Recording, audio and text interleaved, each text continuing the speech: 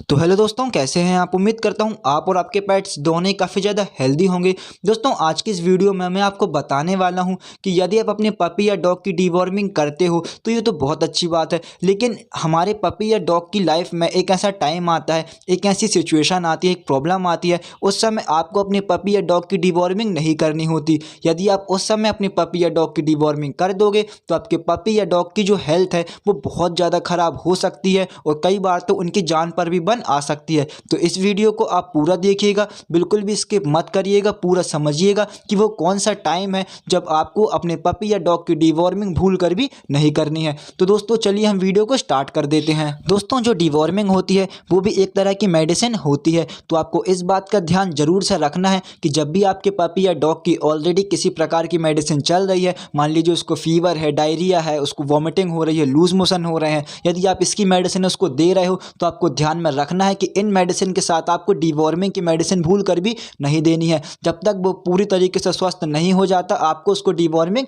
नहीं करानी है, क्योंकि डीवॉर्मिंग के भी बहुत सारे साइड इफेक्ट होते हैं और यदि आपके डॉग की ऑलरेडी तबीयत खराब है तो फिर थोड़ा सा केस आपका बिगड़ सकता है। अगर आपके पपी या डॉग की ऑलरेडी कोई मेडिसिन चल रही है तो उस समय आपको जो डीवॉर्मिंग है वो भूल कर भी नहीं करानी है, तो आपको इस बात का ध्यान रखना है। साथ ही साथ दोस्तों, डीवॉर्मिंग कराते समय आपको इस बात का ध्यान जरूर से रखना है कि चाहे वो पपी हो या डॉग हो, दोनों की जो डीवॉर्मिंग होती है वो उसके बॉडी वेट के हिसाब से होती है। तो जब भी आप अपने पपी या डॉग की फ्यूचर में डीवॉर्मिंग करिएगा, सबसे पहले उसका बॉडी वेट को देख लीजिएगा। बॉडी वेट के हिसाब से ही आप सही तरीके की मेडिसिन उसको दे पाओगे और आपकी जो डीवॉर्मिंग है वो सक्सेसफुल हो जाएगी। दोस्तों, आपको इस बात का ध्यान भी रखना है कि यदि आपके आसपास या आपने ही एक न्यू पपी को लेकर आया है और वो 15 से 20 दिनों का है, मान लीजिए वो 25 दिनों का भी है, तो इस समय आपको अपने पपी की डीवॉर्मिंग नहीं करानी है। जब वो 1 महीने से ऊपर का हो जाएगा तभी आपको अपने पपी की डीवॉर्मिंग करानी है। आप बहुत ही कम उम्र में उसकी डीवॉर्मिंग करा दोगे तो उसकी तबीयत खराब हो सकती है या फिर उसको डीवॉर्मिंग की मेडिसिन से बहुत सारे साइड इफेक्ट हो सकते हैं,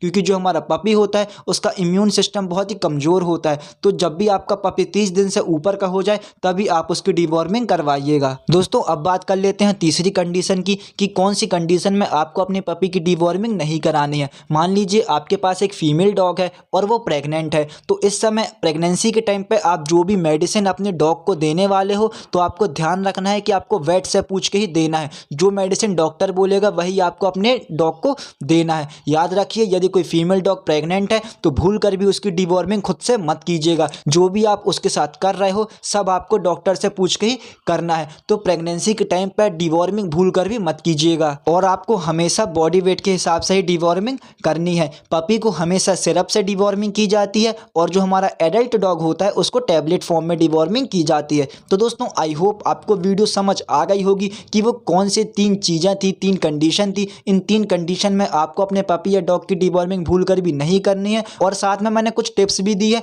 कि आपको बॉडी वेट के हिसाब से ही उसकी डीवॉर्मिंग करनी है, तभी जाके आपकी जो डीवॉर्मिंग है वो सक्सेसफुल हो पाएगी। तो दोस्तों, आई होप आपको वीडियो पसंद आई होगी। वीडियो अच्छी लगी हो तो लाइक कर देना, यदि आप मेरे चैनल पर नए हो तो उसको सब्सक्राइब कर देना। और भी डीवॉर्मिंग वीडियोस को देखने के लिए आप मेरी प्लेलिस्ट भी चेक कर सकते हैं, मैंने पूरी प्लेलिस्ट बना के रख दी है।